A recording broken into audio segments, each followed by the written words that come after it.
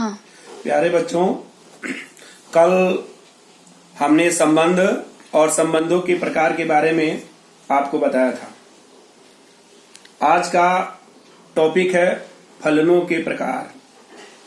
फलनों के प्रकार 12 में है, लेकिन फलन को डिफाइन 11th में किया गया है, जिसको मैं एक बार फिर से तुम्हें एक बार याद दिला दे रहा हूं। फलन क्या है?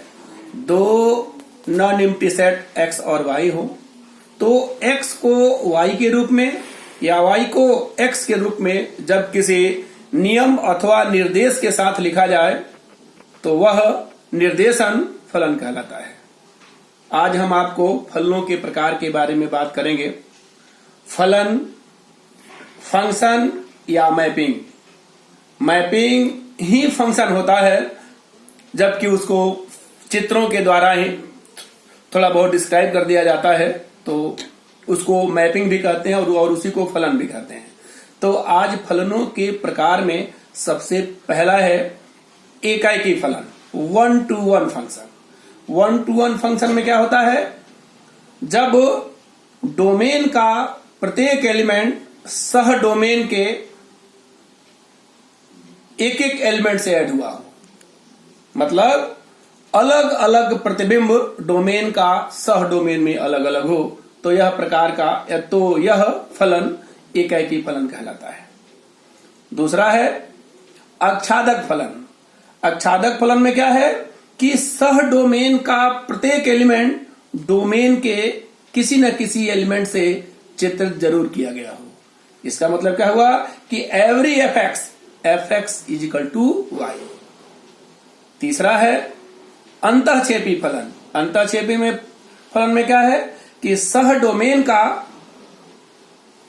या सह डोमेन में कोई न कोई एक ऐसा एलिमेंट जरूर है जो डोमेन के किसी भी एलिमेंट से चित्रित नहीं होता है या डोमेन के किसी भी एलिमेंट से मिला नहीं रहता है। इसमें क्या कहते हैं? fx is a subset of y।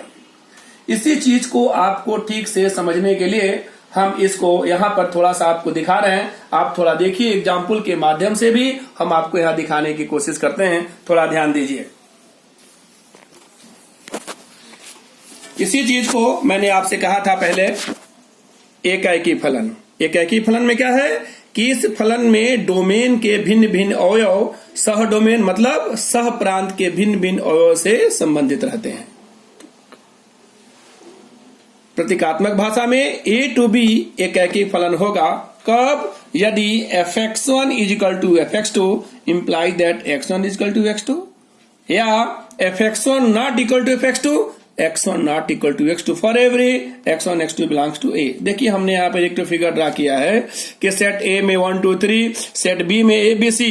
तो आप देखिए 1 का a से, 2 का b से, 3 का c से, मतलब सबका अलग अलग है। तो यह जो नोटेशन है, इसी नोटेशन को हम लोग एक फलन से इंडिकेट करते हैं, जिसे कहते क्या है? एकाएकी फलन कहते हैं। दूसरा है, इसी का छोटा पार्ट है बहुएकाएक फलन। बहुएकाएक फलन में क्या है कि डोमेन के दो या दो से अधिक एलिमेंट का प्रतिबिंब एक ही अवयव हो। थोड़ा इधर देखिए, हम यहाँ चित्र भी बनाए हैं कि 1 और 3 डोमेन का एलिमेंट सह डोमेन के केवल एक से जुड़ा हुआ है। मतलब fx1 बराबर fx2 तो होगा, but x1 not equal to x2 होगा।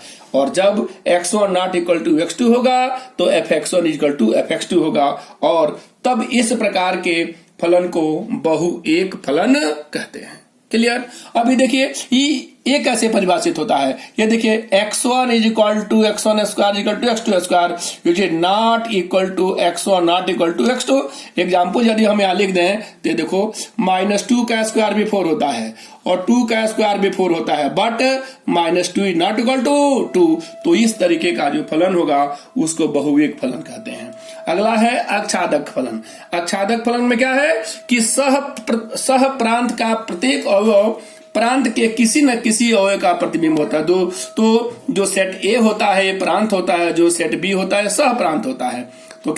तो मैंने अभी क्या लिखा? किसी न किसी अवयव का प्रतिबिंब हो, आच्छादक फलन या प्रतिचित्रण कहलाता है। अब एफ ए इक्वल टू क्या हो गया? F B. तुम देखो यहाँ 2 और 3 से अकेले भी जुड़ा हुआ है। इसमें देखो ए इसमें भी इस तरीके का है, तो इसमें क्या दिखा है, Fa इक्वल टू Fa। इसका मतलब क्या हुआ कि परिसर और सह डोमेन एक ही समुच्चय होता है, मतलब कोई एलिमेंट इसमें छूटता नहीं है। उसके बाद है लास्ट में है अंतःक्षेपी फलन, जिसको मैं अभी तुमसे बताया हूं कि सह डोमेन का कोई ना कोई एक एलिमेंट ऐसा जरूर होगा जो डोमेन के किसी भी एलिमेंट से चित्रित नहीं होगा। ये देखो डी और ई डोमेन के किसी भी से मिला नहीं हुआ, इसका मतलब जो ए होगा वो सभी बी का सबसेट होगा। इसीलिए यहां लिखा हूं कि F A is subset of B, F A subset of B. और यहां लिख भी दिया हूं कि सह प्रांत में कम से कम एक अवयव ऐसा जरूर होगा जो प्रांत के किसी भी अवयव का प्रतिबिंब नहीं होगा। और भी है इस फलों में जो तुम्हारे बुक्स में मिलेंगे। अभी चूंकि वीडियो लंबा हो जाता है इसलिए हम यहीं पर इसको स्टॉप करते हैं। कल हम इस पर आपको एक्सरसाइज देंगे जिसको आप करेंगे, जो नहीं आएगा उसको आप पूछेंगे। ठीक, ओके, थैंक यू।